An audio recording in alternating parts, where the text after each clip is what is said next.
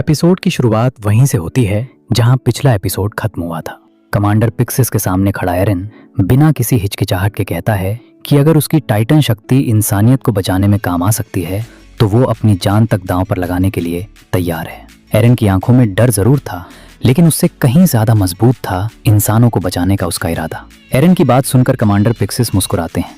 उन्हें यकीन हो जाता है कि एरन अब सिर्फ एक कैडेट नहीं बल्कि इंसानियत की आखिरी उम्मीद बन चुका है।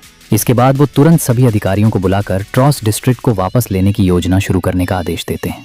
दूसरी तरफ आर्मिन खुद अपने प्लान को लेकर हैरान था। उसे विश्वास ही नहीं हो रहा था कि उसकी बनाई हुई योजना को सच में अपनाया जाएगा। तभी एरन उसे समझाते हुए कहता है कि कमांडर पिक्सिस कभी भी बिना सोचे समझे फैसला नहीं लेते। अगर उन्होंने इस प्लान को चुना है तो जरूर उन्हें इसमें जीत की उम्मीद दिखाई दी होगी, लेकिन असली परेशानी अभी बाकी थी।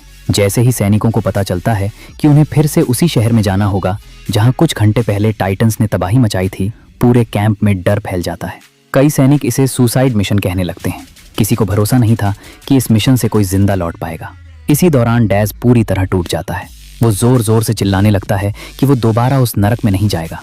उसकी हालत देखकर एक सीनियर सैनिक गुस्से में उसकी कॉलर पकड़ लेता है, लेकिन मार्को बीच में आकर दोनों को अलग कर देता है। डैज का डर देखकर बाकी नए सैनिकों का हौसला भी टूटने लगता है। कुछ सैनिक घर लौटने की बात करने लगते हैं तो कुछ सिर्फ अपने परिवार को एक बार फिर देखने की इच्छा जताते हैं। पूरे माहौल में सिर्फ डर और निराशा दिखाई दे रही थी। उधर कमांडर पिक्सिस एरन के साथ दीवार पर चलते हुए इंसानों की सबसे बड़ी कमजोरी की बात करते हैं। वो कहते हैं कि पहले लोग धर्म और जाति के नाम पर लड़ते थे।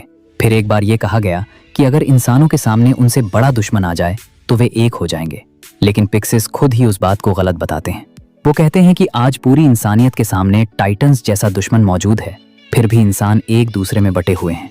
अगर यही चलता रहा तो टाइटन से पहले इंसान खुद अपना विनाश कर देंगे। कुछ देर बाद पिक्सिस सभी सैनिकों के सामने पहुंचते हैं। वो पूरे मैदान को शांत कराते हैं और ऑपरेशन की असली योजना बताना शुरू करते हैं। वो कहते हैं कि उनका पहला लक्ष्य दीवार में बने विशाल छेद को हमेशा के लिए बंद करना है, लेकिन सबसे चौंकाने वाली बात यह थी कि ये काम कोई मशीन नहीं बल्कि एक इंसान करेगा। इसके बाद वो सबके सामने एरन का परिचय देते हैं और बताते हैं कि एरन अपनी इच्छा से टाइटन बन सकता है। उसका काम होगा विशाल पत्थर को उठाकर दीवार के छेद तक ले जाना और हमेशा के लिए रास्ता बंद कर देना। ये सुनते ही पूरा मैदान हैरानी में डूब जाता है। किसी को यकीन नहीं हो रहा था कि एक इंसान टाइटन बन सकता है। फिर आर्मिन आगे बढ़कर पूरे ऑपरेशन की रणनीति समझाता है। वो बताता है कि डिकॉय टीम शहर के दूसरे हिस्से में जाकर सारे टाइटन्स का ध्यान अपनी तरफ खींचेगी। इस दौरान एरन बिना ज्यादा लड़ाई के पत्थर तक पहुंच जाएगा और रास्ता साफ मिलते ही पत्थर को दीवार तक ले जाएगा। हालांकि कुछ अधिकारी इस प्लान की सबसे बड़ी कमजोरी भी बताते हैं। अगर एरन पत्थर उठा ही नहीं पाया तो पूरा ऑपरेशन वहीं खत्म हो जाएगा। लेकिन दूसरी तरफ सभी जानते थे कि उनके पास इससे बेहतर कोई विकल्प भी नहीं था। इतने में नीचे खड़े कई सैनिक फिर से विरोध करने लगते हैं। कुछ हथियार छोड़ देते हैं और कुछ मिशन छोड़कर जाने की बात करने लगते हैं। माहौल इतना बिगड़ जाता है कि एक अधिकारी गुस्से में तलवार तक निकाल लेता है, लेकिन तभी कमांडर पिक्सिस उसे रोक देते हैं। वो शांत आवाज में कहते हैं कि जो इस मिशन में शामिल नहीं होना चाहता वो बिना किसी डर के वापस जा सकता है। किसी को गद्दार नहीं कहा जाएगा। ये सुनकर कई सैनिक राहत महसूस करते हैं, लेकिन अगले ही पल पिक्सिस ऐसी बात कहते हैं जो हर किसी के दिल को छू जाती है। वो कहते हैं कि जो अपने परिवार, अपने बच्चों और अपने चाहने वालों को भी भविष्य में यही डर झेलते देखना चाहता है, वो अभी वापस जा सकता है। बस यही शब्द पूरे माहौल को बदल देते हैं। जिन सैनिकों के कदम पीछे हट चुके थे वे धीरे धीरे वापस अपनी जगह आकर खड़े होने लगते हैं। अब उनके चेहरों पर डर तो था, लेकिन उस डर से कहीं बड़ा अपने परिवार को बचाने का इरादा बन चुका था। पूरा मैदान एक बार फिर सैनिकों से भर चुका था। अब हर किसी को पता था कि पीछे हटने का कोई रास्ता नहीं बचा है। कमांडर पिक्सिस सभी सैनिकों की ओर देखते हुए कहते हैं कि अगर आज ट्रॉस डिस्ट्रिक्ट हार गया तो इसके बाद वॉल रोज भी सुरक्षित नहीं बचेगी, और अगर ऐसा हुआ तो इंसानियत का अंत तय है। इसके बाद वो अपने सबसे भरोसेमंद अधिकारियों इयान, रिको और मिताबी को बुलाते हैं। पिक्सिस उन्हें आदेश देते हैं कि इस पूरे ऑपरेशन में सबसे बड़ी जिम्मेदारी एरन की सुरक्षा है। चाहे कुछ भी हो जाए, एरन को जिंदा रखना होगा, क्योंकि पूरे मिशन की सफलता उसी पर निर्भर करती है। रिको चिंता जताते हुए पूछती है कि अगर एरन अपने टाइटन पर काबू नहीं रख पाया या पत्थर उठा ही नहीं पाया तो क्या होगा। इस पर पिक्सिस शांत होकर जवाब देते हैं कि ये योजना जोखिम भरी जरूर है, लेकिन कई सालों में पहली बार उन्हें जीत की एक छोटी सी उम्मीद दिखाई दी है, और फिलहाल यही उम्मीद इंसानियत की सबसे बड़ी ताकत है। इसके बाद इयान को इस मिशन का लीडर बना दिया जाता है। शुरुआत में वो खुद को इस जिम्मेदारी के लायक नहीं मानता, लेकिन अपने साथियों का भरोसा देखकर आखिरकार वो ये जिम्मेदारी स्वीकार कर लेता है। उधर आर्मिन एरन के पास आता है। उसे लगता है कि उसकी वजह से एरन पर इतनी बड़ी जिम्मेदारी आ गई है, लेकिन एरन मुस्कुराकर कहता है कि माफी मांगने की जरूरत नहीं है।